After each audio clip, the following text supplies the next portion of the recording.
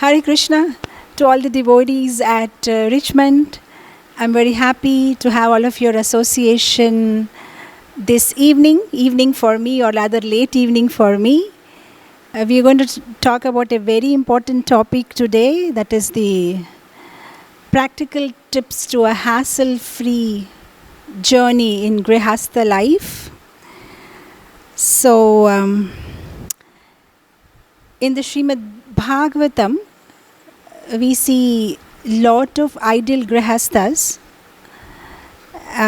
whether it is Aditi and Kashyap, or it is Kardama Muni and Devahuti, or it is even the Supreme Personality or Shri Krishna also presents a very beautiful example of an ideal husband and wife relationship.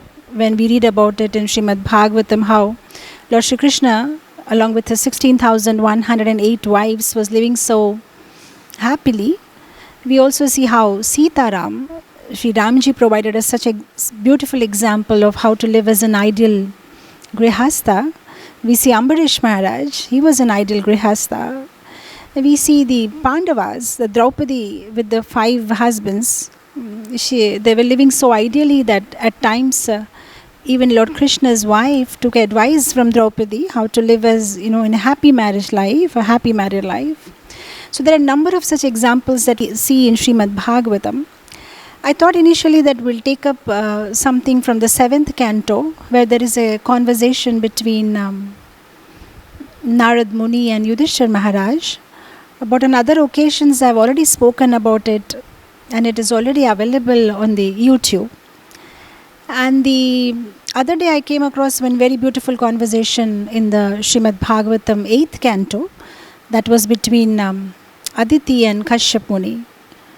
And even about that I have recently spoken to some group in Bangalore. So I thought today we'll directly go up to the practical tips as we promised it in our title. We'll directly jump to what are the practical tips of living a hassle-free grihastha life. And this won't be like a Bhagavatam class, it is more like the class after the Bhagavatam class. That is the practical implications or the practical applications of Srimad Bhagavatam in our life. It will be more like a Grihastha ashram is more like a lab,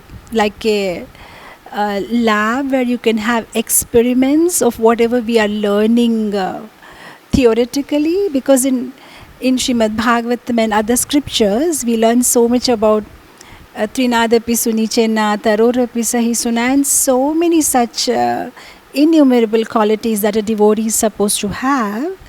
But it's only in the Grihastha life that we have the opportunity to practically, we have a partner with whom we can try it out. Because you see, in a sannyas ashram or a brahmachari ashram, they don't have this facility. Because everybody around them is so respectful to them because of their ashram. And they don't have somebody on the equal footing with them to actually try out how much they can be Trinadapi or how much they can be Tarorapi Sahishuna. But Grihastha life is one opening where you have a partner with whom you can actually practically try out how tolerant you can be, or how, So all those qualities of a devotee which are mentioned in the scriptures, we can work it out, whether we are able to actually apply it in our life or not. So I thought this is something which we really need to fix it ourselves, because for the other things there's always Google who can fix things for us. But this relationships in Grihastha life is something which we need to work on. The one ashram which is providing for all the other ashrams, it is like a foundation ashram, and if things go right in the Grihastha ashram, then all the other ashrams will go on systematically. So without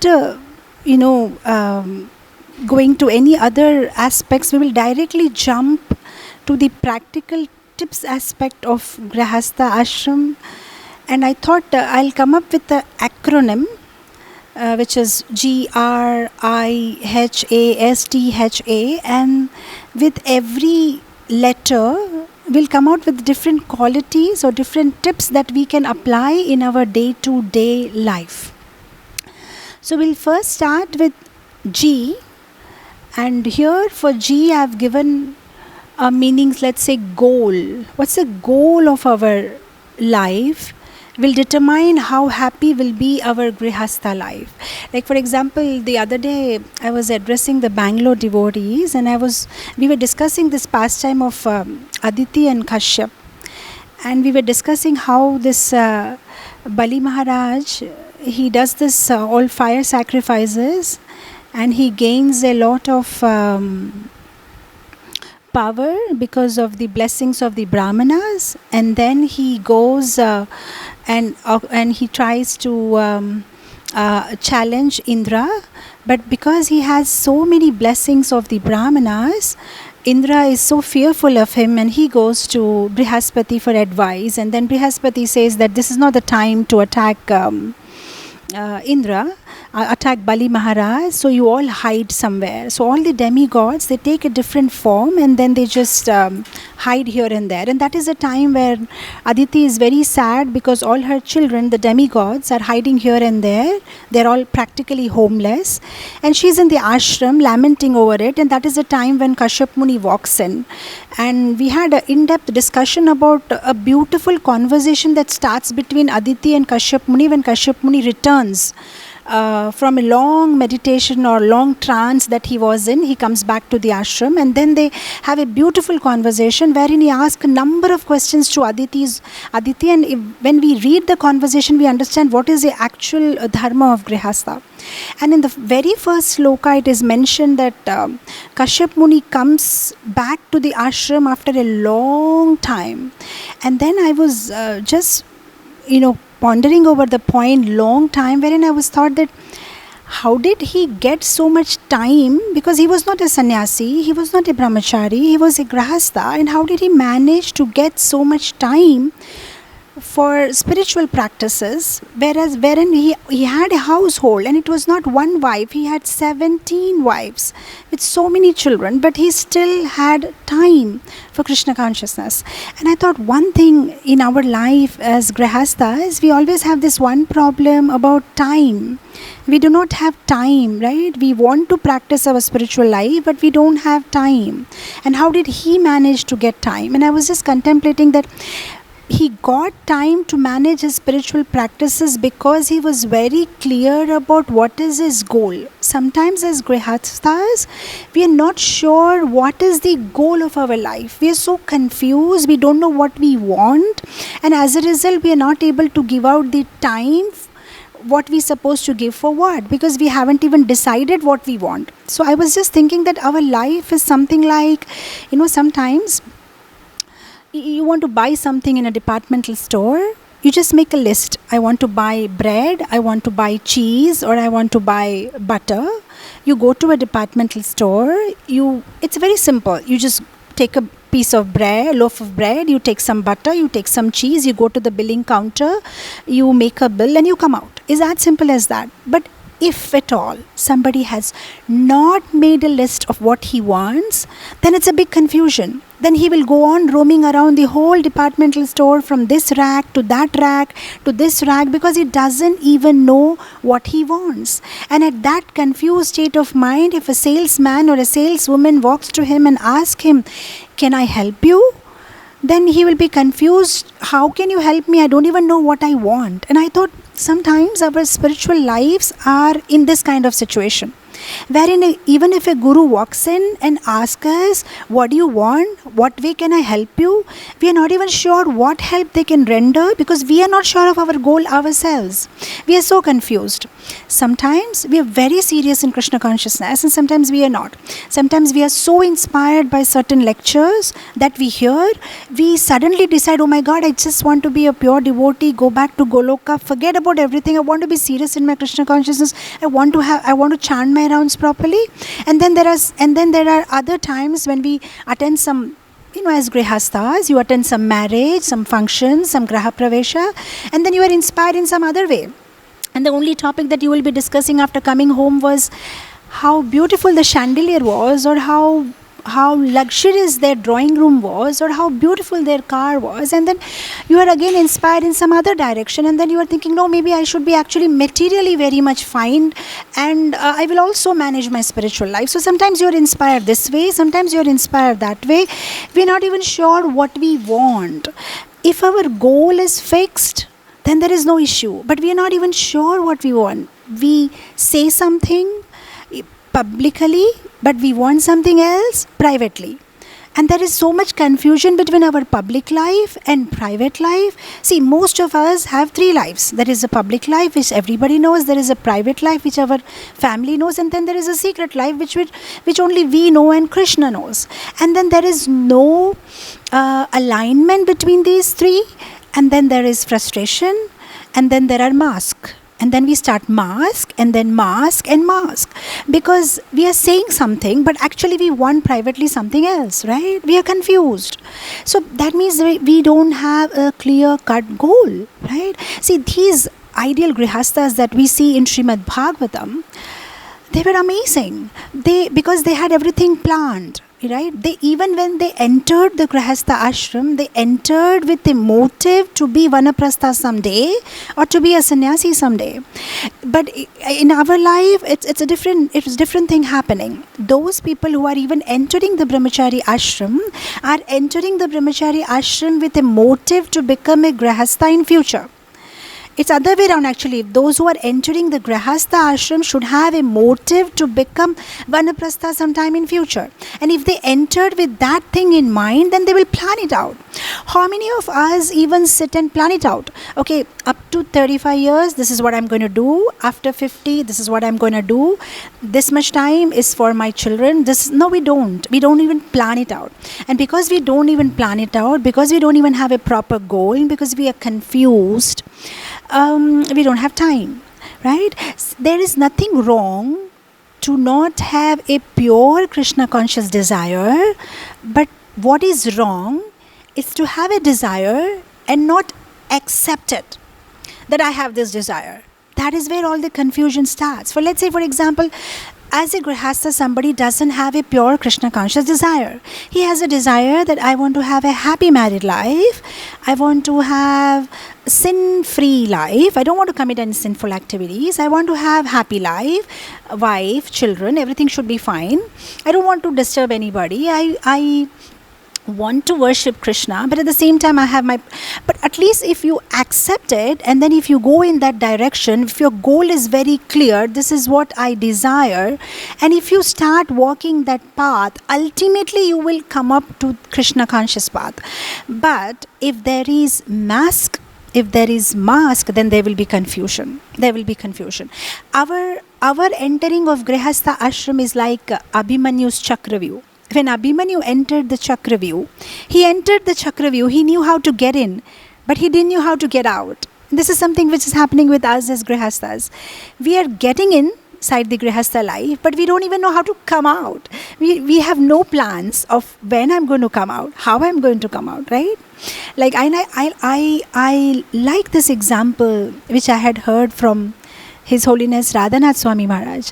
At one time he was explaining that how our lives are like that, Grihastha lives are like those traffic signals.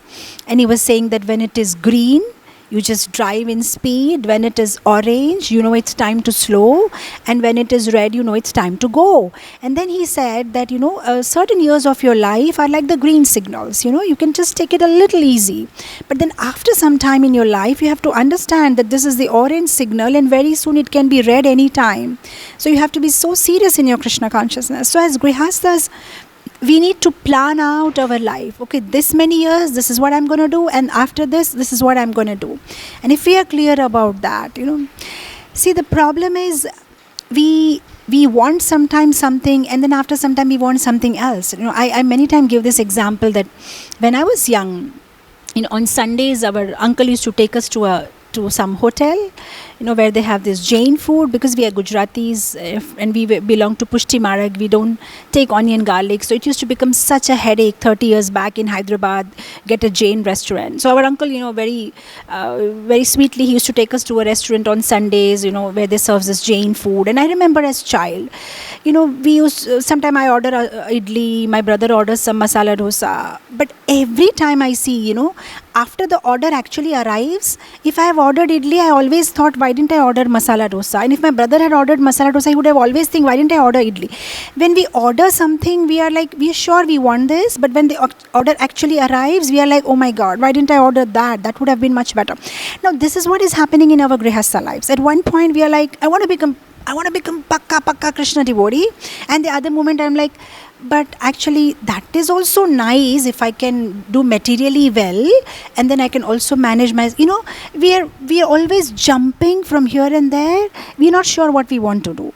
So I was thinking this one big G in our Grihastha life that we can begin with is, fix your goal. What you want to do. What do you want to do? Because once the goal is fixed, then you can walk in that direction, right? So this is one thing I wanted to say about G is, let's fix our goals and let's align our inside and outside. It is so important. I remember this very beautiful story of Kanakadas. This Kanakadas, he was Shudra. He was a soldier in an army. And then it's a big story. I'm just cutting it short, how he becomes a devotee. And then Vyasaraj is his guru. And Vyasaraj is very attached to Kanakadas. So all his other disciples are like, we are Brahmins by birth. And why is Guru Maharaj so attached to a Kanakadas? And once this guru, he just asked all his disciples, go and clean this brass pots, because I need to make some offerings for the Lord. So all these disciples, they go out to the river and they very meticulously clean all those brass pots, and then they bring it back to the guru. Now to the surprise of everyone, everybody's pots are shining so beautifully, and it's only Kanakadas' pot which is not shining so much. It's just fine. But then after looking at the pots, the guru immediately calls Kanakadas and gives him a big hug. And all the other disciples are like, our pots are shining better than him, and how come Guru Maharaj hugs him? And then he lifts up the pot of Kanakadas and he shows, look inside. He has cleaned inside so well, though outside was not so clean. So Kanakadas then asked forgiveness. He said, no, Guru Maharaj, it's just that I wanted to clean the inside very well. By the time, the stipulated time was over, so I just rushed back, because I thought inside was more important, because you're going to offer to the Lord, inside. So this was so beautiful. By this story we learned that the inside is very important than the outside, because the whole world sees our outside, but Krishna sees our inside, right? So we need to harmonize our inside and outside, right?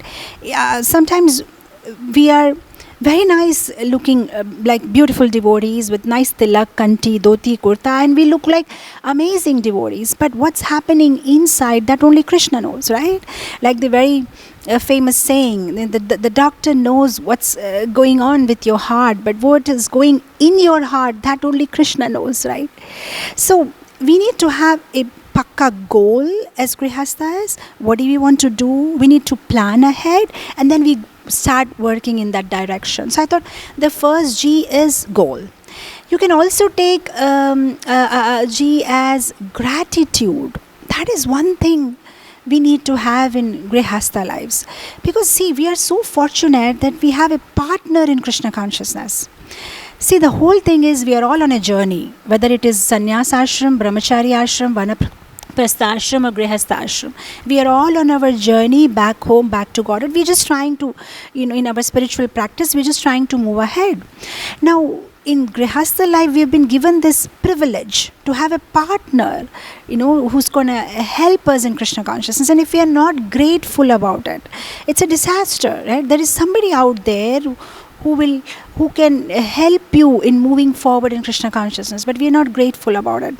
So one other thing, in our lives which we need to inculcate is the habit of being grateful, right? Everybody can't be like us, or everybody can't meet our expectations, but if we can go a little forward in their direction, and then they come a little forward as step by step, and we can help each other, right? Sometimes we need to bend a little bit, sometimes they need to bend a little bit, and then we can go in perfect harmony. I like this example of Srila Prabhupada. When he was in Juhu, he once goes for this morning walk, in the beginning days. And when he's on this morning walk, he sees lots of businessmen, they're walking their dogs, all these rich people on the Juhu beach. And Prabhupada very instantaneously, tells them good morning. He just says very lovingly, good morning. And he keeps wishing all these businessmen, good morning, good morning, good morning. And when he comes back after the morning walk, then his disciples ask him, Srila Prabhupada, how come you didn't say Hare Krishna? How come you said good morning? If you would have said Hare Krishna, at least those businessmen would have heard Krishna's name for one time. And Prabhupada doesn't answer, he simply smiles. And the next day morning, when Prabhupada goes for the morning walk, this same businessmen, they tell Prabhupada, Hare Krishna Swamiji, Hare Krishna Swamiji. And then Prabhupada very smilingly looks at his disciples, and he says, did you see what happened?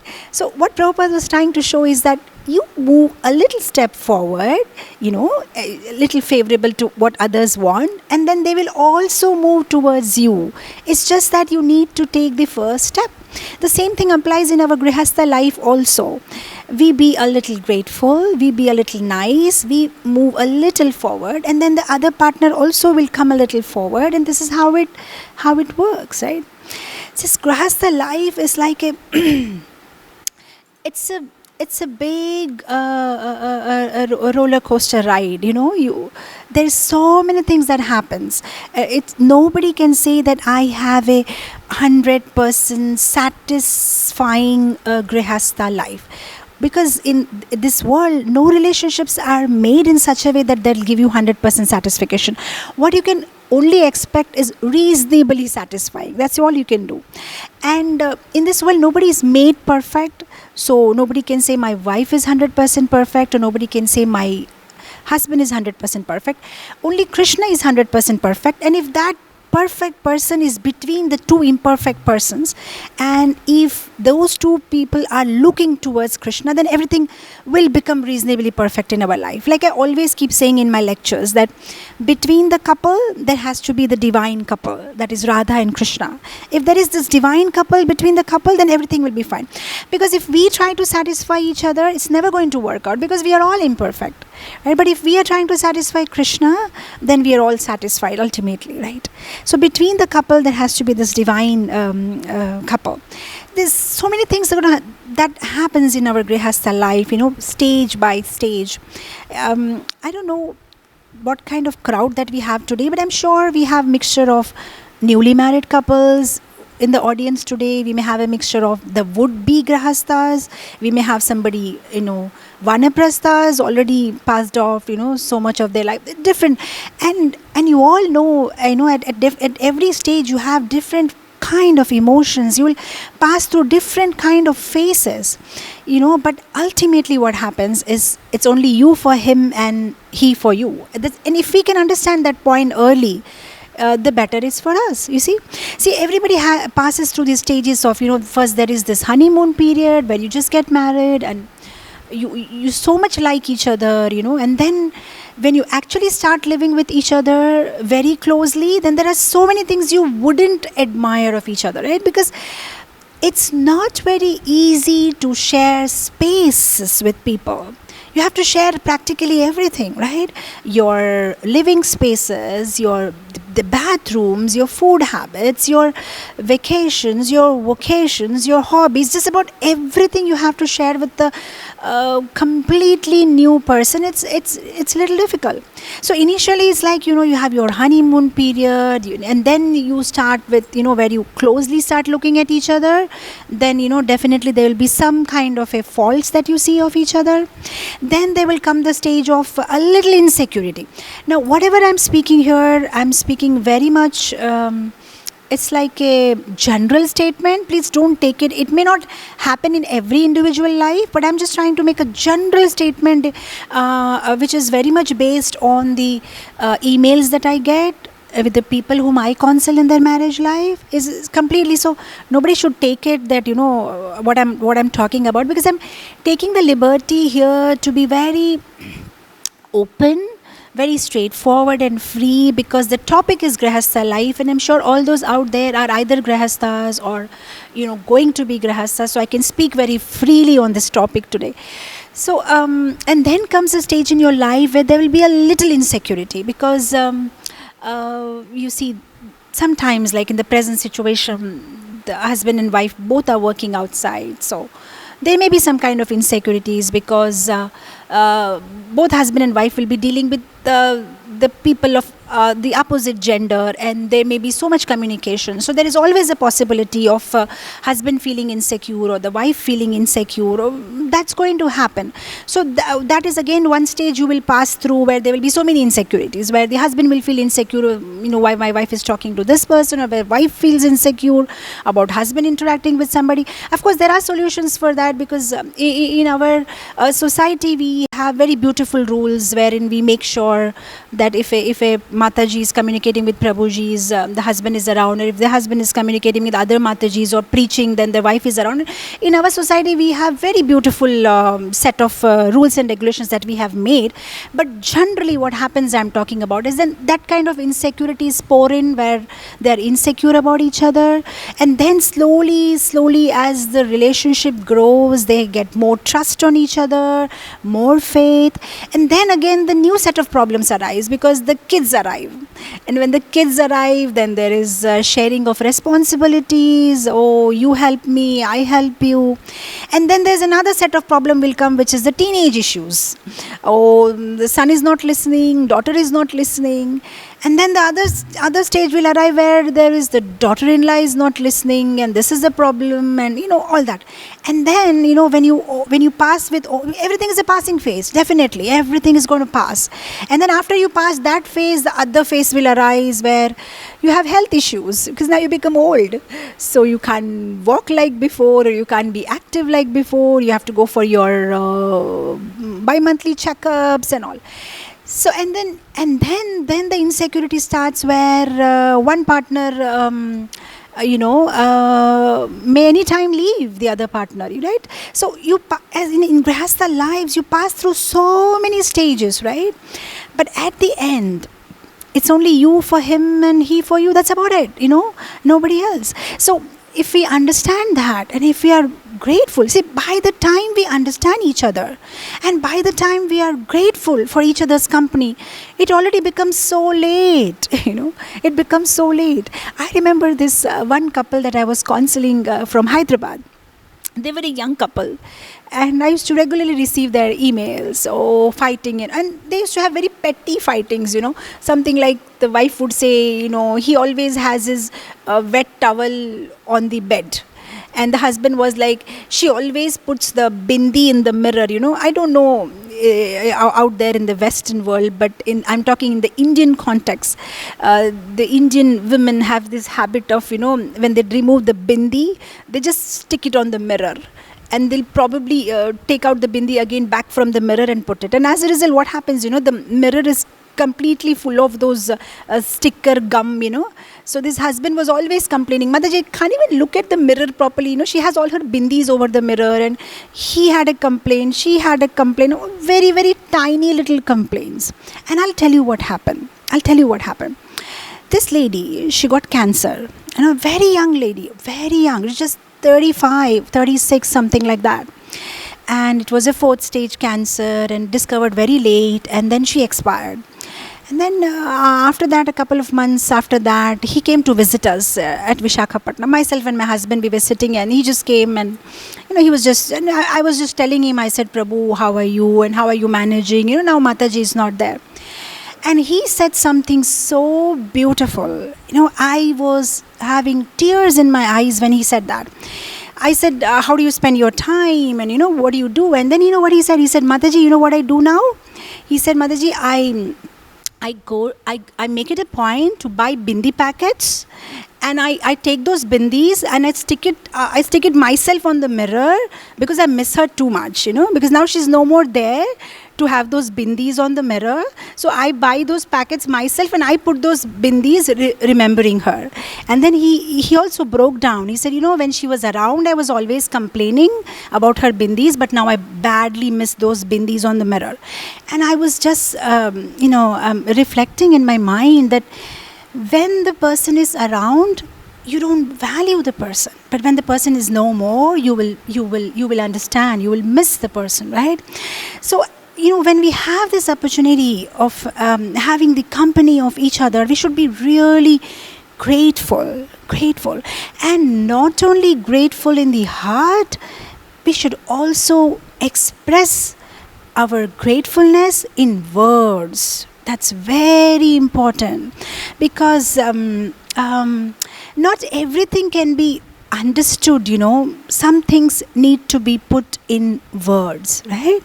Also, you see, this men and women, these are two different species, right? So they have a different kind of expectations, right? Woman is one species who likes it when things are more expressed. So if you are really grateful, and if you use little words like thank you or appreciation, they really feel happy about it. Now, why am I expressing this is that whether it's husband or whether it's wife, individually both are very good devotees. It's just that if they can understand that we both are different species and we have different wants and different needs and different expectations, and if they can fulfill that, they can have a beautiful life together. They can complement each other, right? So if certain things, because in the Indian context I'm talking about, many of the times the wives, they keep complaining to me that Mataji, my husband never appreciates, especially in the Indian context. Whenever you go and tell your mom, Amma, you made very nice sambar today, or Mama, you made very nice pudding today, the first thing she'll say, but your father never appreciates, so I make it like, but he never appreciates. This is something. So I understand that, everybody needs some kind of, you express it. If something is nice, you just express it, right? So whether it is husband or wife, I guess both need that you express your gratefulness, right? And sometimes, even if you're not able to put it in words, at least your body language, have a smile. See, these are some very small little tips. If we can put it in our grihastha life, it will become so beautiful, right? It will become so beautiful. So one thing is to be grateful. One thing is to express that you are grateful. See, actually the problem with us is it's not about not being grateful about our partners. Actually, in our life, we are not grateful about anything. No, I was just thinking last couple of months after this lockdown that never in the morning do I get up and I say, wow, my pancreas are working so well, or wow, my kidneys are doing so well. I mean, I never thought about it, that thought never came across my mind. I just take it for granted. I never think that, wow, my lungs are working so well, I'm breathing so well. But now what happened with this lockdown? Every day we're being so grateful, and especially in our temple we have got this oximeter, and we keep checking everybody's lungs, what is the oximeter reading, and every day morning it's become a routine for everybody out here, because it's a community and we have to be all the more careful, because even if one devotee in the community gets infected, because we have seen how the other temples they got locked down, the government seized those temples. Actually the government took over those temples and they sent the devotees for quarantine. So here in India we are all so afraid, we are all taking extra steps and extra measures to make sure that nobody gets infected. So we have this daily routine of checking everybody's oximeter reading, and that is where I realized that, wow, now I'm so grateful every day. Wow, my lungs are working so well, my oximeter reading is so well. So it's not about if the partners, actually we are not grateful about anything in this world. We are not grateful about, see now, when the, of course out there in the US, you people are quite self-sufficient, or rather I would say active. But in India, we are all a little bit more dependent on servants, house domestic helps, drivers. And now suddenly I see, everybody has become so grateful, because because of the lockdown there's no movement, nobody can come and help you. So suddenly everybody has become grateful about everything, because when you had the freedom to go out anywhere, you didn't even knew that you have this privilege. But now everything, it's become so precious, right? So this is one thing I was thinking, is that to be grateful of whatever we have, and express it, whether it is smile, or whether it's our body language, or whether it's our words. Be grateful for, satisfied for whatever we have, grateful for whatever we have. See, I was just reading one very beautiful post the other day. Somebody put it in the Facebook. He said that being rich is not about having everything everything in this world, but he said that being rich is to not feeling the necessity of having anything anymore, or rather not wanting to have anything anymore.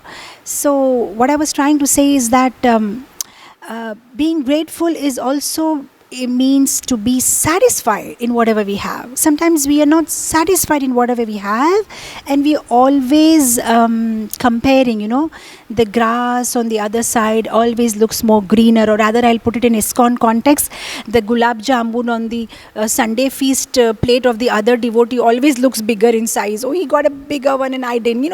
That's our nature, that comparison that we keep doing.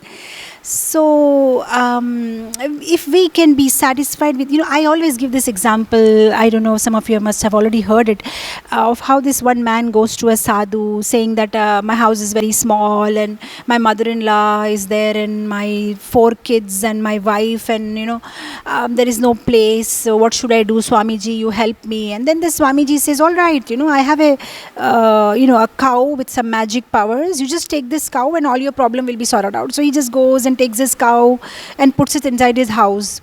But instead of sorting out the problem becomes more, because now he has his mother-in-law and his wife and the 4 children and the cow dung everywhere, and it's very inconvenient. So after 1 month he goes and he tells Swamiji, the cow has not sorted out my problem. So the Swamiji says, oh really? I thought it will. All right, nothing to worry. I have another cow. Take this cow and I'm sure it will sort out your problem. And then he takes this other cow. And then he's into a more bigger problem, because now there is mother-in-law, 4 children, wife, he, and 2 cows, and lots of dung and everything, And then after 2 months, he just, says, Swamiji, it has not sorted out my problem. And then the Sadhu Maharaj says, all right, so you do one thing, you bring those 2 cows back, let's see, I'll just try to sort out your problem. And when he brings the 2 cows back, he pays 100 obeisances to the Sadhu and says, my problem is sorted out. And he said, how did it happen? He said, now there is so much space, because these 2 cows are out of the picture, and there is no more cow dung in my house, and everything is so clean, and there is so much space. Thank you so much, you sorted out my problem. Now what the Swamiji simply did is, he just made him grateful for what he already had, satisfied by what he already had. So sometimes our life is like that, we just have enough of everything, but it's just that we always want a little more. But if we can be grateful of what we already have, then that can make our life so beautiful. Grateful also means that you put it in your behavior by also giving a patient hearing to the other person. Like in the Indian context I'm talking about, mostly, let's say, I won't say 90%, because now even the Indian scenario is changed. Let's say 60% or of the wives are at home, and they're not working outside, they're housewives. Okay, my statistics may not be correct, but I'm just trying to give an example. Now what happens is that when the husband comes home, the wife has so much expectation that he'll spend some time with her, because she's been at home whole day, and the husband has a different expectation because he's been out whole day working hard, and when he comes home, so everybody has a different kind of an expectation from each other. And I remember this this one couple that I was counseling. That man used to always come and complain that to my husband, he says that, Prabhu, whenever I go home. My wife is all ready, and she's like, oh, you are home, let's go out. Because I've been home whole day, let's go out now. And I'm like, I just drive 2 hours from my workplace, and I'm waiting to get home and waiting to change and take rest, and then she's out there. So as a result, I don't feel to go home. I feel so frustrated. So then myself and my husband, we were discussing, and then I said, well, you know what, today when you go home, even before your wife tells you that, you go out, you go out of your way and say, fine, let's go out today, let me take you out somewhere, and let's see how's the reaction. Because the usual scenario in their house would be, he will say, I don't want to go, she will say, but I want to go, and then both of them will fight, and then ultimately they will take dinner and sleep. This was the everyday scenario. And this time he actually tried it out. He went, when he went home, and as soon as he got in, he removed his shoes and he told his wife, are you ready? Let's go out. I'll take you out today. And you won't believe it. For a change, his wife was like, it's all right. Maybe we can go tomorrow. You look tired. We'll do it tomorrow. So, and he was so happy. He just sent us a mail back saying, thank you, Prabhuji and Mataji, and it worked. So, what I'm trying to say is that sometimes you just go a little one step ahead, then even the other person will also come one step ahead. It's just that you just make the first move, and then it comes back to you. The small little things that you can change in your day-to-day life. There'll be, see, even like, for example, sometimes the wife or the husband is simply expecting a compassionate hearing from you. That's about it. Like sometimes in the Indian context, sometimes the mothers or the wives are so frustrated because of the domestic help problem and maintaining the house and the teenage problem and the children, and when the husband comes home, they are so full of data which has happened the whole day, which they want to share, and the husband is so frustrated because he has his boss who's nagging him, and he has his PPT presentations to be made, and he has his deadlines, so he doesn't want to give a hearing, and there is the whole frustration starts. But if there can be a good communication between each other and some kind of a compassionate hearing, it sorts out most of the problem. I've seen that practically in many householders' life. If the husband simply stops looking at his phone and just gives a compassionate hearing to all that has happened all through the day, and the wife becomes so happy. Half of her problem, she's not even expecting an answer, she's not even expecting a solution. What she's simply expecting is a compassionate hearing, and that makes her so light and happy. So like that, if we can bring about a little changes in our life, right? So being grateful with each other, give it, express it. See, because why are we going deep into this is because our goal is to go back to Goloka Vrindavan. Our permanent relationship is with Krishna, but the problem is there are many other relationships, if not harmonized, will endanger, or rather will be a hindrance to our relationship with Krishna. Because our relationship with Krishna is a vertical relationship, right? This is Krishna, and here we have a vertical relationship with Krishna, but then we also have horizontal relationship with our wife, husband, children, mother, brother and sisters.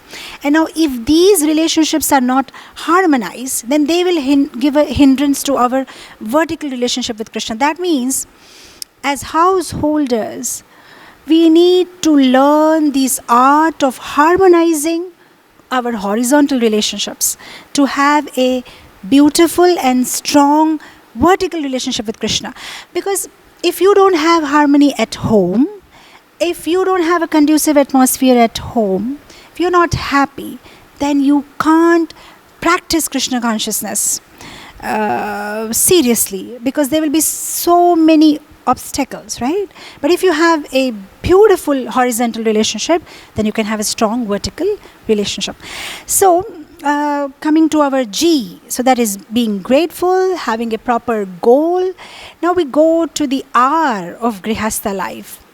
R is to be respectful, being respectful to each other, which is so important. Because you see, even before your husband married you, he had his life, likes and dislikes. a family, right? And even before your wife married you, she has a family, she has her likes, she has her dislikes, right?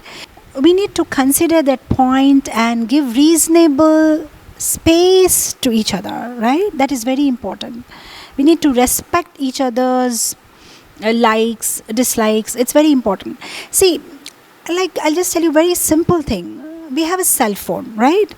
And if you buy a new cell phone, you have to transfer the data from your old cell phone to the new cell phone. What do? You just transfer it via Bluetooth or via some, But when you are transferring it, you make sure that you don't press any buttons, otherwise your phone gets hang. You allow a smooth transfer of information from the old phone to the new phone, right? Now, similar thing is in our relationships. When a girl or a woman walks into your house, now she has her old data. Now, it'll take some time for us to transfer that data into our systems, our data into her systems, and we need to give some space. We just can't keep pressing all the buttons and trying to do it fast. We need to give some time, because that girl must have also spent, let's say, 20, 25, 30 years of her life in some other atmosphere, and it'll take a little time for her to adjust into your atmosphere. So you just like you give time for the data to transfer from your old phone to new phone, you need to give time to relationships also, right? See, even in a nursery, when they replant those saplings, the smaller ones, into the bigger pots, they're so careful when the initial transfer happens, because at that time when the initial transfer happens, the sapling is very weak. It needs so much protection from the sunlight, so much protection. It needs regular watering, and that's how our relationships are. It needs a lot of nurturing. It needs a lot of care, a lot of affection, because that initial transfer, before the person gets used to your way of life or you get used to that person's life, you need to give time to each other. You need to respect each other's likes and dislikes, each other's individuality. It is so important, because that person can't be your replica. He or she will definitely have some other likes, and it is more healthier actually to have it that way. Because imagine you have a wife or you have a husband who is completely like you. Exactly, you like chapati, she likes chapati. You like rice, she likes rice. You like Kashmir, it will become so boring, But when you have somebody who has a difference of opinion, who has a different views about thing, just like there is a saying in English, variety is the mother of enjoyment. There's a different variety. She wants something else, you want something else, and sometimes you compromise with her menu for the dinner, and sometimes she compromises, and that makes life so beautiful, right? Like, in South India, I don't know how many of you are from South India, but we have this very typical system. We have this South Indian thali. It is so different, It's like, see, I'm Gujarati, but in Gujarati we have a different kind. We have, everything is very sweet. The dal is sweet, and the sweet is sweet, and the chapati is also, everything they'll put jaggery. But the South Indian thalis are amazing. They have all the flavor. They have sour, and they have sweet, and they have pungent, and they have everything. They'll have rasam and chutney, just about everything, and that makes it so yummy. And that is how the life is. It just has so many different shades, and that makes it so beautiful, right? So you need to learn to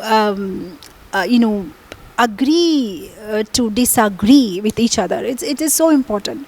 So give respect to each other, be kind to each other, respect in the sense, you see, the traditional respects are completely different. Like in the Vedic times, the wives were so respectful to the husbands, they wouldn't even call out the name of the husband, that much respectful. And the husbands were so respectful of the wives. Any decision they take in consultation, discussion, it was so beautiful. I don't know how much of that we can adopt in our present day life, but whatever we can in the present day context.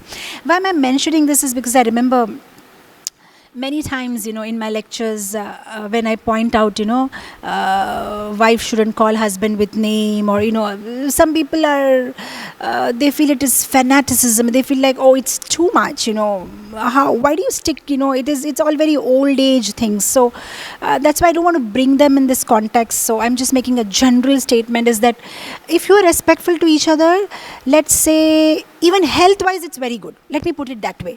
I'll tell you why. You all know about these happy hormones, right? These 4 happy hormones, right? This endorphins and dopamine and serotonin and oxytocin. And they said out of these 4 happy hormones, one particular hormone is released in your body when you are respected, right? So if you are mutually respecting each other, you will be more happier actually. If you respect each other, if you are giving space to each other, so it will also promote a healthy life and a long life, right? So this is one thing. If you are see, if you are sweet, if you are respectful, it will change so many situations in your house. Like there is this very famous saying in English. It says, what do you say? Honey will attract more flies than vinegar, right? So if you are sweet, if you're respectful, the atmosphere in the house will be so beautiful. Right?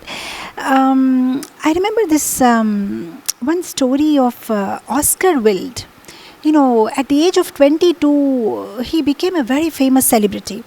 But at one point of time in his life, something so happened. I don't want to go into the longer version of the story, but he was arrested, okay? And they were just dragging him and they were taking him away, and people were swearing words on him, and they were ridiculing him and criticizing him, and it was a very very sad atmosphere. And while he was walking through this whole thing, there was this one man in the crowd, an old man. He had a lot of respect for Oscar Wilde because probably he must have read his poems, or he was very respectful. So what he did is, because in this kind of situation when everybody is swearing words on him, he couldn't express something in words. But what he simply did is, wherever he was standing, he took out his hat, and out of respect he simply gave a small bow to him. He bowed his head and then put the hat back. That's all he did. And then in future, when he just comes out of this whole situation, he writes down very beautifully. He says that this old man, he doesn't know what he did for me.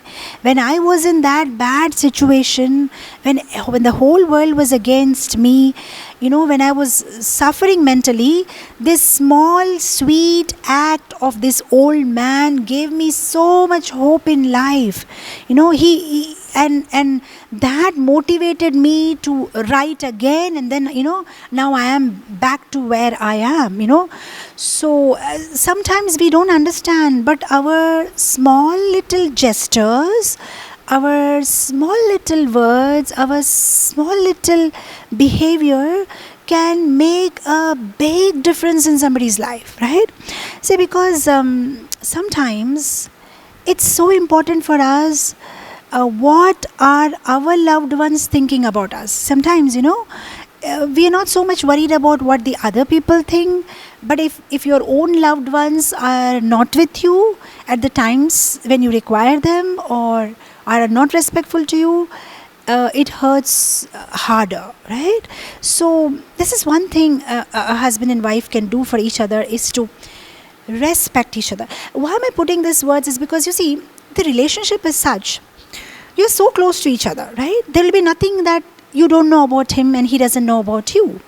And what I see usually, during the fights, when a husband and wife fight, the wife will bring out all the data that she has stored about him. This is what you did last year, and that is what you did previous year, and this is what happened, when you went to my uncle's house. And the husband will come out with all the data, and the wife comes out with all the data. And there's, because you know so much about each other, so instead of helping out the person, if you just bring out those data and try to demoralize the person, then it is so sad, because at that time he or she is looking towards us for support, right? So we really need to make up certain rules, that whatever happens, no matter, why I'm saying this in context of respect, because sometimes in the course of arguments, I'm sure everybody has arguments, some kind of verbal argument will be about something, we just cross the line of respect. We just cross it, because of the anger or something. And then of course afterwards we do feel bad about it. But as it's rightly said, that you beat somebody physically, the pain is for a day or two, but when you hurt somebody with words, it just lasts for a long time. So you can't take it back, you can't take back your words, so you have to be so careful. So for that, one needs to cultivate it on a regular basis. It's not going to happen suddenly, because during provocating situations, you will end up doing something which you never intended to do. So that means you need to practice it all the time, being respectful. Then you will be respectful even in those provocating situations. So I've seen many husband and wife they're so respectful otherwise, even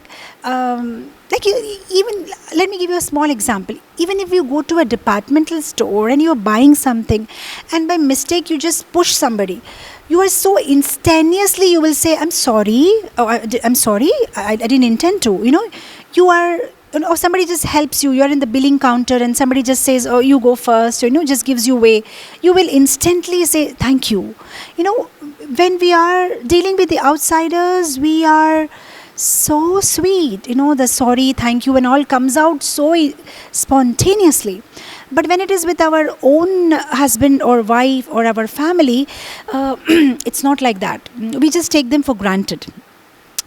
So but if we practice being respectful to them in every situation, then during the provocating situation also, you will be able to bring out that thing in you, right? Man who was having a house, was having a farm next to the ocean, and it was always prone to storms and cyclones, so nobody wanted to work in his farm. And finally he ends up getting a man who's ready to work, but this man puts up a condition that I will work in your farm, but I will not work on the day there is storm. And this man is like, that's all right. If you're going to work on other days, it's enough, because anyway I'm not getting anybody to work for me. So he employs him. And then what happens is this man is doing a great job. But on the day of the storm, when it's raining, and this employer, the boss, he runs to his servant's quarter and he just knocks his door and he says, come out, it's raining, I need your help. And then this servant is like, I told you when you employed me that I will not work on the day of the storm. So now this boss is like, why did I even employ this crazy guy? I just have to work myself. So he just runs to the storeroom, because it's raining. So he just wants to put everything right. And he sees that the worker has already done a great job. Everything in the storeroom is put in a right place. And then he runs to the stable and he sees the horses are already tied properly. And then he runs to the barn and then so wherever he goes, he sees everything is already organized. Nothing is need to be done. So then he understands, that is why my servant was saying that I will not work on the day of the storm, because he will already work so efficiently on the other days that when it rains he can sleep. He doesn't have to work hard. So I thought this is something to be applied in our life. If we maintain respect towards respect towards each other in our day-to-day life, every day-to-day basis, then when a provoking situation arises, we will be ready. At that time, we will not cross our limits, or we will not cross a line of sane, of being sane. Sometimes we become insane in the kind of words we use and the body language, when there is a fight. So, respecting each other and being reasonable. That is also one thing you can write down with R, is to have reasonable expectations from each other. Sometimes we expect a little too much, right? Not everybody can do everything, right? Sometimes some husbands are very good in helping out with the household works. But then some of them are not. Probably they can't even boil milk, or they just don't know nothing about the kitchen. Sometimes some wives are really good in some things, but then they may not be good in something. So nobody is 100% perfect. And if we keep reasonable expectations, then we can be happy. Sometimes we have unreasonable expectations and unreasonable comparisons. Oh my God, his son is doing so well, or her husband is doing so well, or his wife is so obedient. So never make these comparisons. Never come home and at any point of time, during any fight, tell your wife that, look, that Prabhu's wife is so cooperative and she makes so nice prasadam, and never tell your husband, that Prabhu is so nice, he even picks up the children from school and he's so cooperative. Don't do that, because believe me, everybody has their own set of problems. The grass always looks greener on the other side. Her husband may be picking up children from school, but he may be having some other problem which you don't know. Or his wife may be really good cook, making really good Sunday feast prasadam, but she may be having some other problem which you don't know. Because there is nobody out there who is 100% perfect, right? So just have reasonable expectation. You can't have sarva guna sampanna, with all the good qualities. It's only your imagination, right? I remember this, in the Indian context, when they look out for a bride for their son, they give out such statements in the classy fields in the newspaper, want a beautiful, good-looking, obedient, good-natured, all kinds of things that they write, for my son. And I just, the kind of expectations they have, and even sometimes when I counsel my, the congregation here, sometimes they'll be like, Mataji, I want my wife to be like this, like this, like this, like this. And, and some Mataji say, Mataji, I want my husband to be honest, and he should be handsome, and he should have money, and he should have this, and he should have this. And then I just laugh it out. I said, looks like Brahma has to create one for you, because it doesn't, this kind of a 100% perfect doesn't exist in Brahma's creation. Probably put up an application to Brahma, and maybe he will create one for you. You see, it's not possible. It's not possible. It's your imagination. If you're looking for somebody like that, who will have all the qualities, so have reasonable expectation. With a mango seed, you will get a mango tree. With a lemon seed, you get a lemon tree. So if you just stand underneath a mango tree and start praying, I want lemon, it's not going to work out, So somebody's partner may be good at something and may not be good at something. So the sooner you accept it, the better it is, right? So, and the other thing about expectations is also, if you have proper communication, that also sorts out a lot of problems. See, because I've seen sometimes Mataji's he didn't wish my birthday, or he doesn't remember things, or he didn't do this for my parents. So there's so many kinds. I'm sorry, but I'm just talking about, I don't know if it's universally applicable, but yeah, yeah, these are the kind of complaints I get. Or sometimes husbands, like, she always cooks this, and she always, she knows I don't like it, or but she always makes the same sabji every day. There's just small little things which I feel can be very easily sorted out with proper communication. See, the problem is the other partner is not God somehow. It's not God. So he doesn't know what you want. He doesn't know, what you're expecting at that particular time or frame of your mind. What is your expectation? So if you can simply communicate, it will sort out, sort out your problems. If you are expecting your husband to bring you some white flowers on your birthday, and not the red ones, just communicate about it. Don't have these imaginations that he will understand and he should understand. Why can't he understand? All that, if we can, leave aside, it will be very happy. Also, in the Indian context, especially with the younger couples, what I see, the problem is, a lot of problems are because of Bollywood, because Bollywood gives you all kinds of imaginations, you see, your husband is not going to be a Shah Rukh Khan and bring a red rose for you, every day in the evening when he comes home from work, or it's not going to happen. You see, if you have all that kind of imaginations, it's not going to work out, so Bollywood is also one big problem, because the way they romanticize thing and glamorize this whole thing, it some kind of a false expectations are developed. The husband starts thinking my wife will be like this, and the wife starts thinking my husband will be like, it doesn't happen. So we have to be a little reasonable.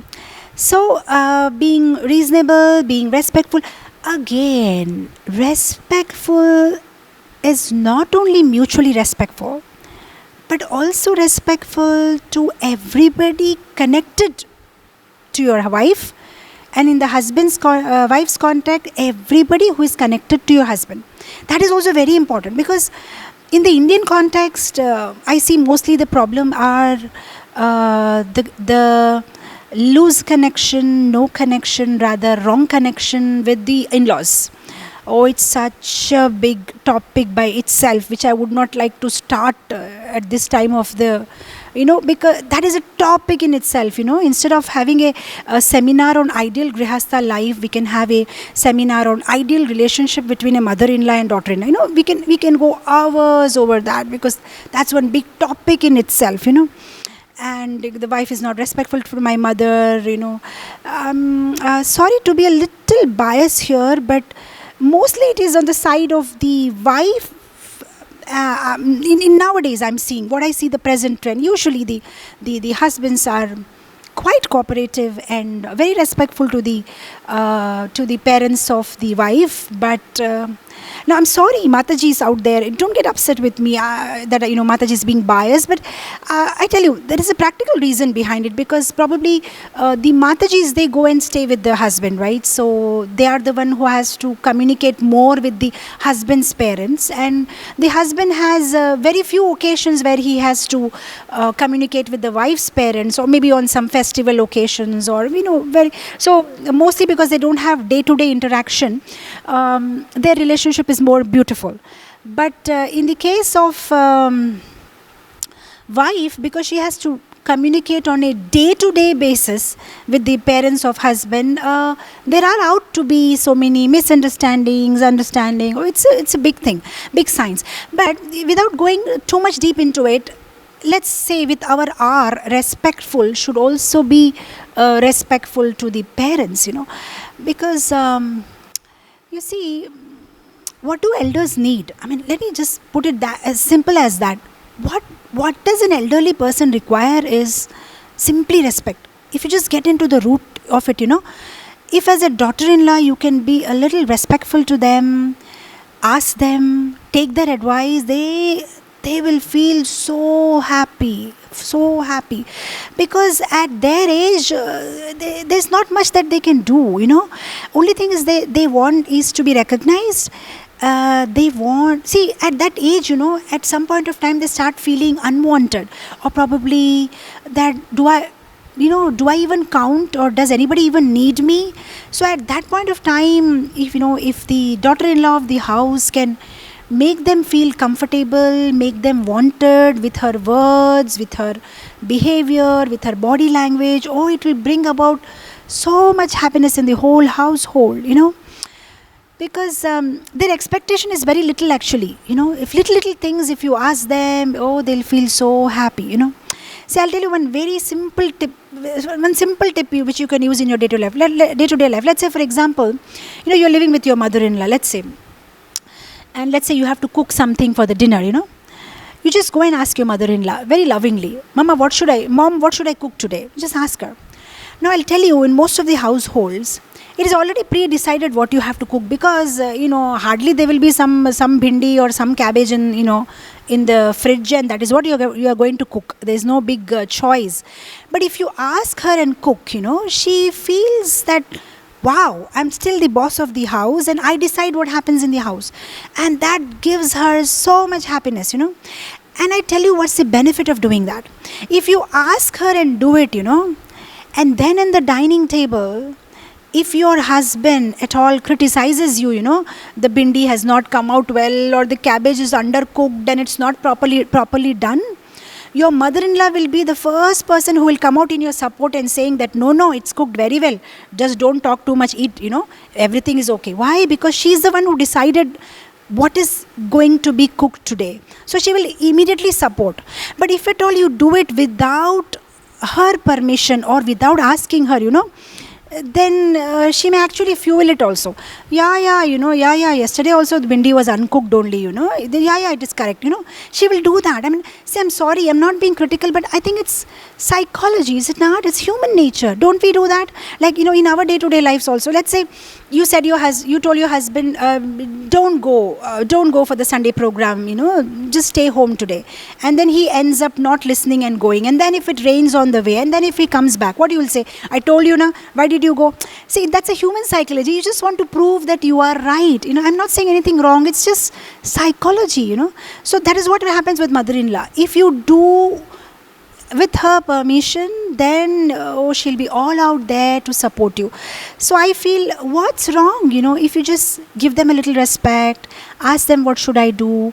Not only about cooking, there may be so many things in your household life. You have to make decisions, especially in the Indian context. There are so many decisions you have to make.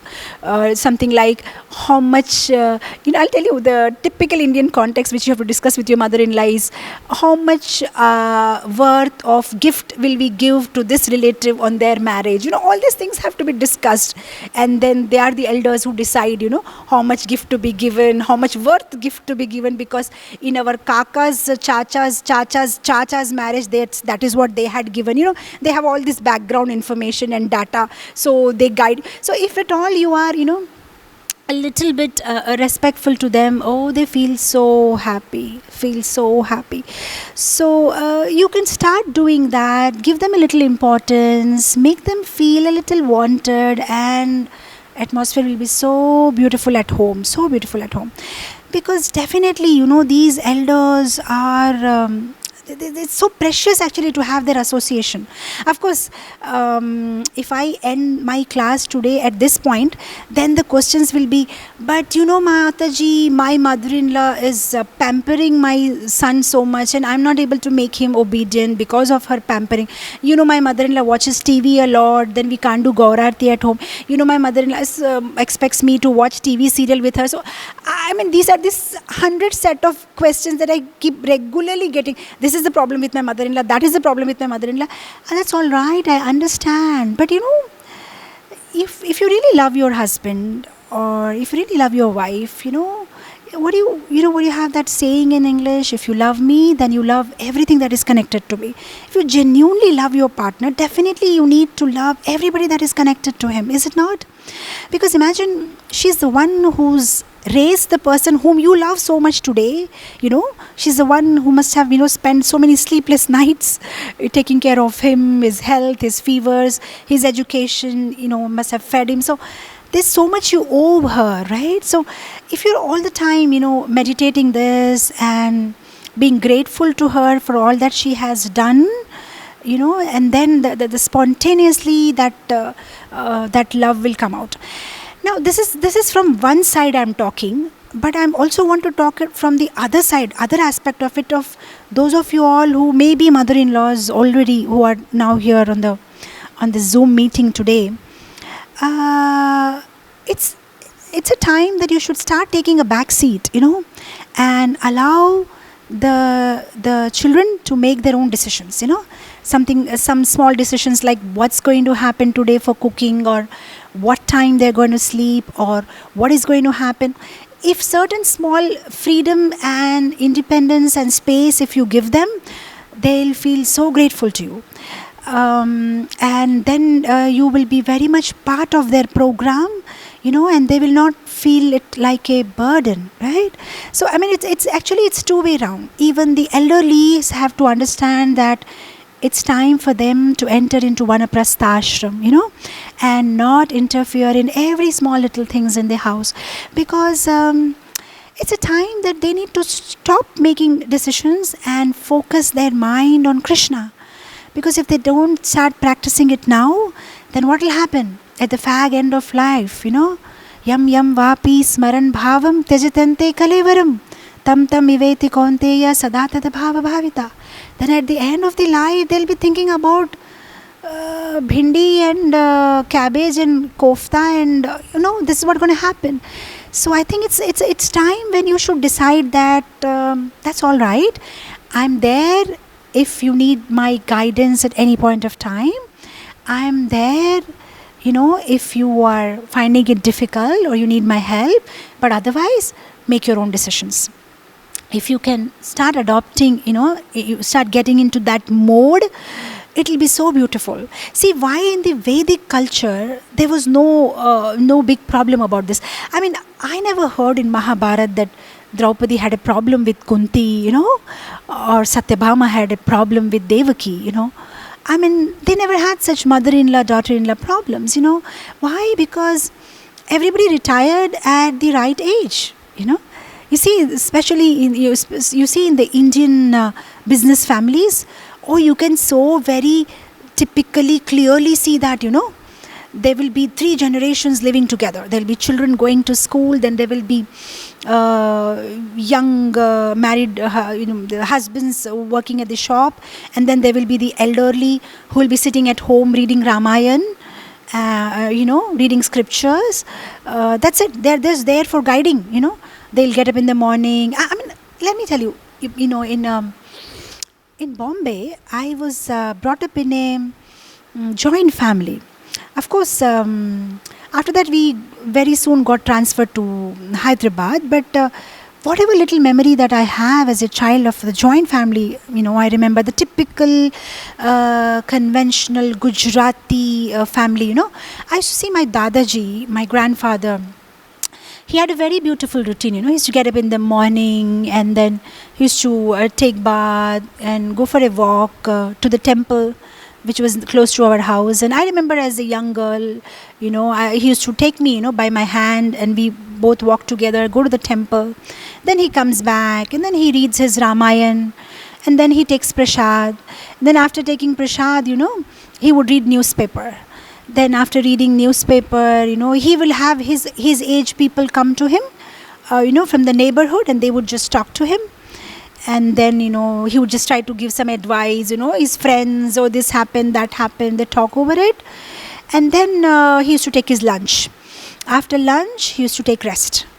Then in the evening, after he gets up, he used to again go for a walk with his, with the people of his same age to the nearby garden or something. And I remember very, very, very this memory I have, because I was very young at that time, faded memories. So then he used to come back, and then evening we have a small aarti at the home, at home, where all the daughter-in-laws and everybody, it was a joint family, everybody has to join. And then after that we all have the dinner used to usually be with everybody, because breakfast, like some of my uncles used to go out quickly, some of them late, they had no fixed time. And lunch, nobody was at home, because in Bombay, one place to another is so far off, they can't come home for lunch. But dinner, mostly everybody used to get back home and then have a dinner together. And then they used to discuss over business, this is what happened, that is what happened. And my grandfather used to give some advice here and there, because he had been managing for last 50 years. So, and it was so beautiful. I have never seen, any kind of controversy. Because he knows that it is for him to retire and allow them a space to decide for themselves. And they knew what they have to do. So, and then after that, the uncles retired. Now I see my brothers, they are taking care of the business. So it is such a beautiful cycle, So that means everybody in their human form of life has the opportunity to do the duties of a grahastha, at the same time work for higher consciousness, work for the higher goal of life, that is, to go back to Krishna. So they do their duties, and then a certain portion of their time they give for their scripture reading, their chanting, and more focus on Krishna, So if everybody can do that, it would be so ideal, right? So the elders of the family also need to take a back seat, and start focusing more on Krishna consciousness. So we had G, and then we had R, and now we have I. What does the I stands for? The I can stand for integrity. In every relationship, there should be something like integrity. You just stand for what you profess. It's very important. Sometimes there is a controversy about it, right? Like I just mentioned, that sometimes we publicly say something, but we privately want something else, right? So there shouldn't be two double standards. Whatever we are, we should be open about it. See, I'll tell you, how many of you would like to have a son, who is like Shravan Kumar? Shravan Kumar, he was such an obedient son to his parents, right? He's the one who took his parents to pilgrimage, right, on his shoulders, and he was so obedient and always serving his parents, never giving back answers. Such a, I'm sure, how many of you, I can see some of you in the videos, can raise your hands. How many of you would like to have a son like Shravan Kumar? Just raise your hands. I can see you all in one screen. Yeah, most of them. Yeah, most of them. Right. Now my second question, just listen carefully. So you all said, Mataji is out there, I can see you all. You all said you want to have a son who is like Shravan Kumar. Now tell me, how many of you want to have a husband who is like Shravan Kumar? Who asks everything to his mother? Right? How many of you now? Raise your hands. Then you'll say, Mataji, you're putting us in a fix, it's cheating. Yeah, but that is what we are doing. We want to have a son who is like Shravan Kumar, but we don't want to have a husband who is like Shravan Kumar.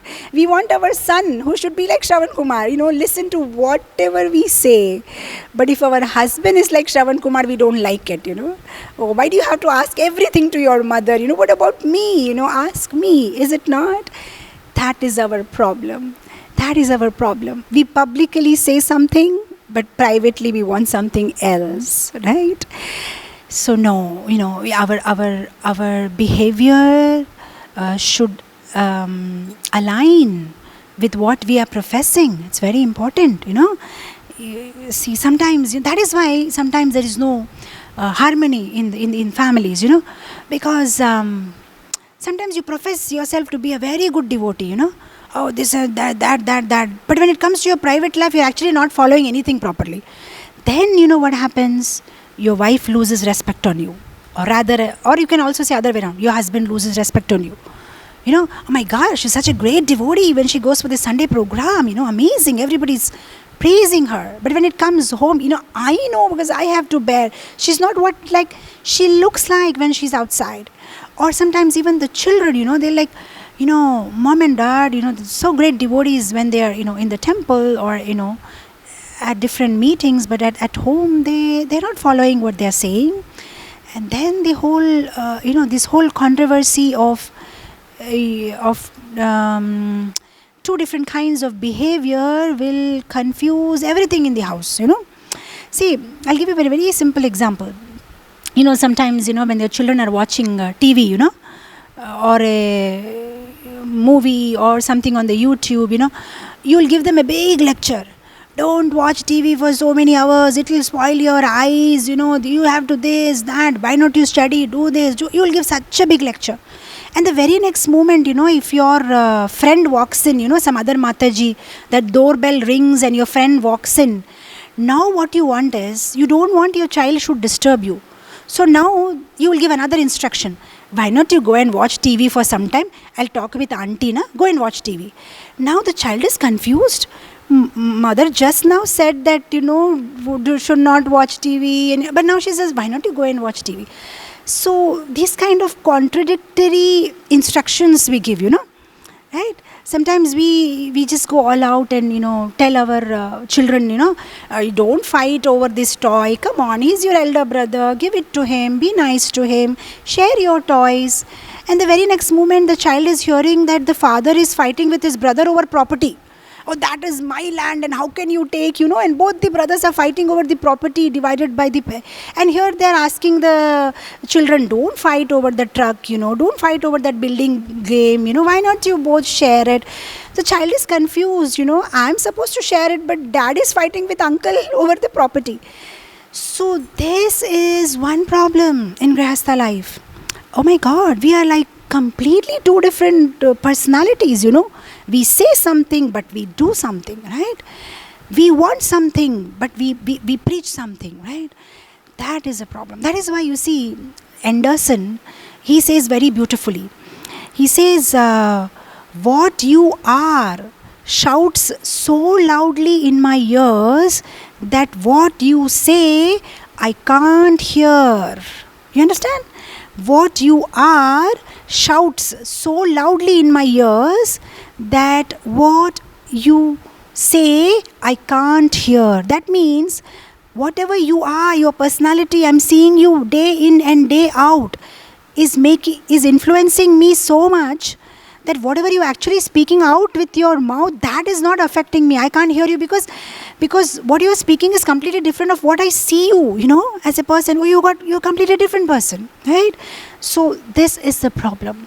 So in any relationship, for it to be successful, you have to be, you need to be same inside, outside, You can't have two different personalities. Then the relationship doesn't work out, So integrity, you need to maintain integrity. If you have promised something, you stand by it.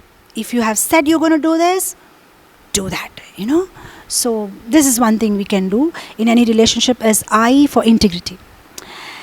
The other I can also be for how much importance do you give to a particular particular event is very important.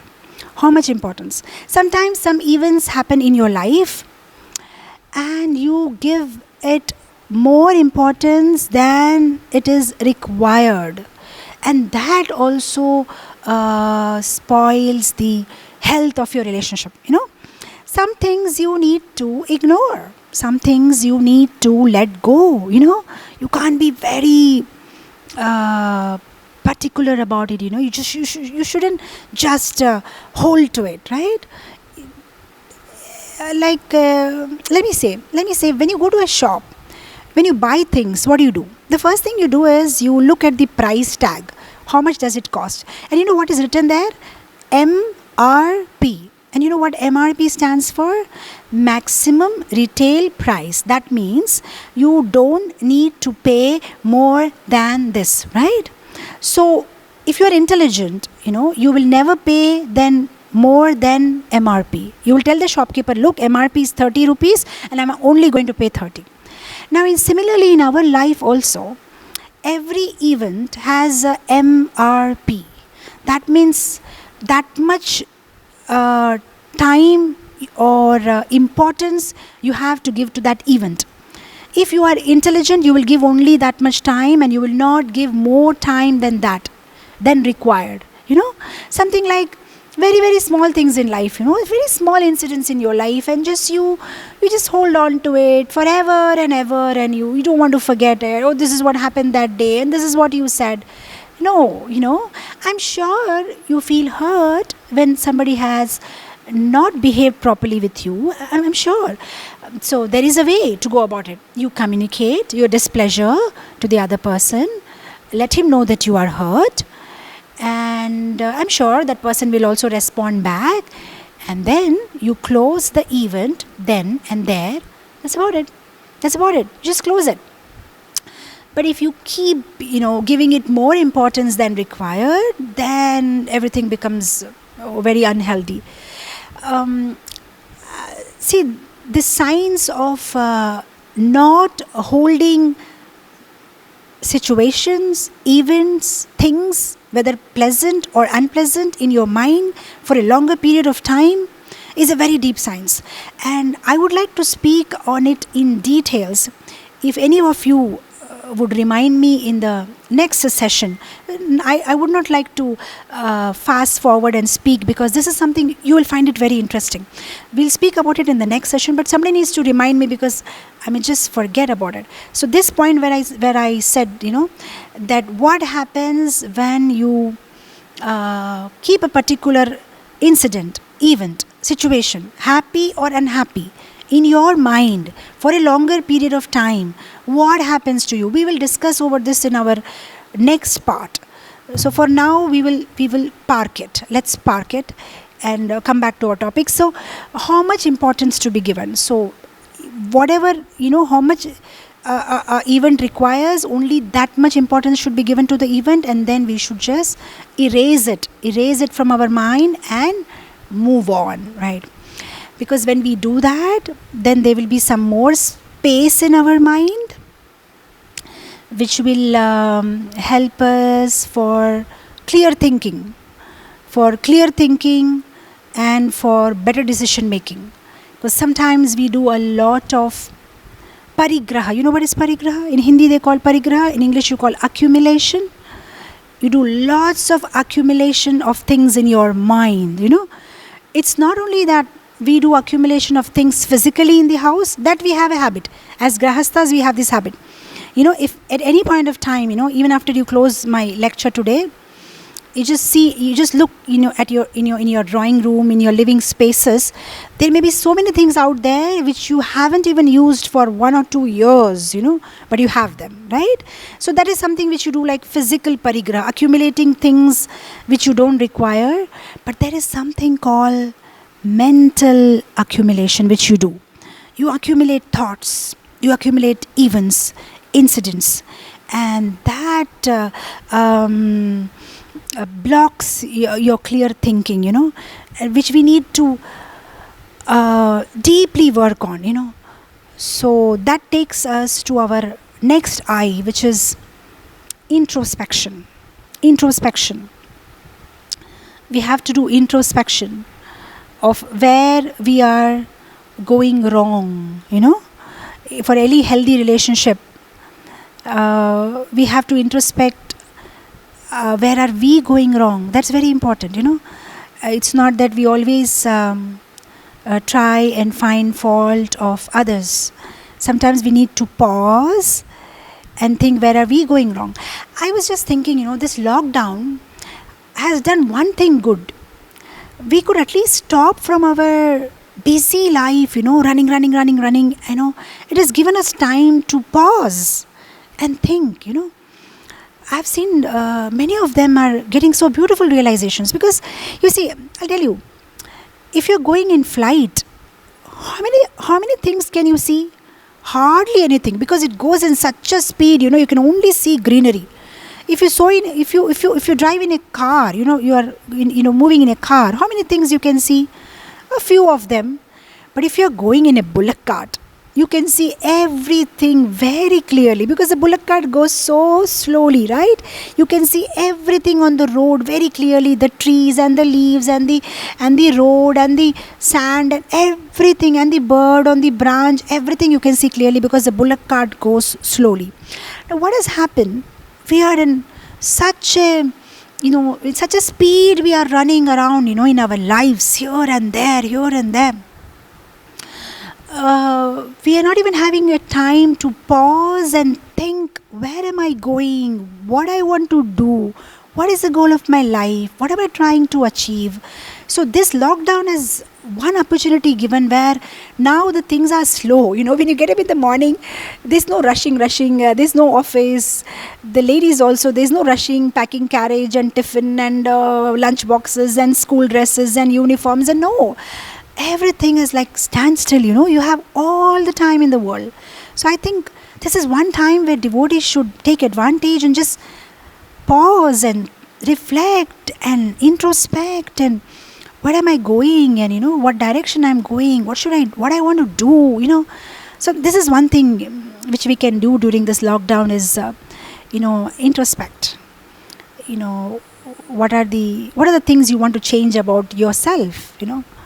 We are very quick in giving prescriptions to others, what we want them to change, but this is one time where we can sit back, and for every healthy relationship, we should do this, once in a while.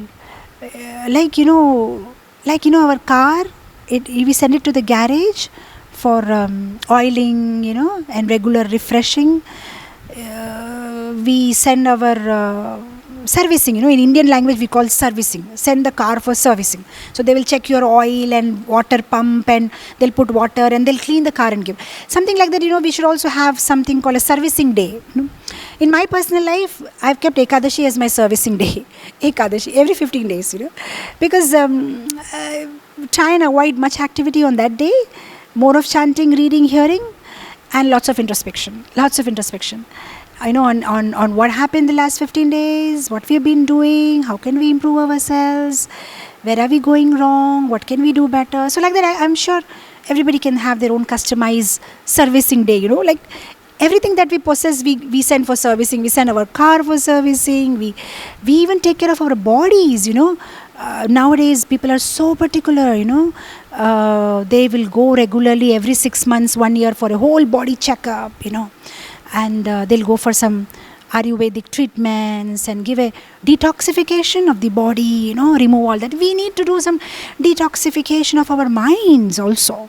So we can have some day, in a week or in a month or fortnightly, where we do servicing of our mind.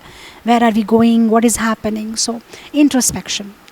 So I would like to stop the class here at this juncture, and we will continue on the coming Saturday from where we stopped. So I would like to pay my humble obeisances to all the devotees and Vaishnavas out there. Please accept my pranam. Vancha kalpatarubhayascha kripa sindhubheva patitanam pavanebhyo Vaishnavebhyo namo namaha. अनंत कोटि वैष्णव वृंद की जय. श्रील प्रभुपाद की जय. वर्तमान ISKCON गुरु वृंद की जय. Thank you. Please forgive me if at any point of time I've said something which is not right or hurt anybody.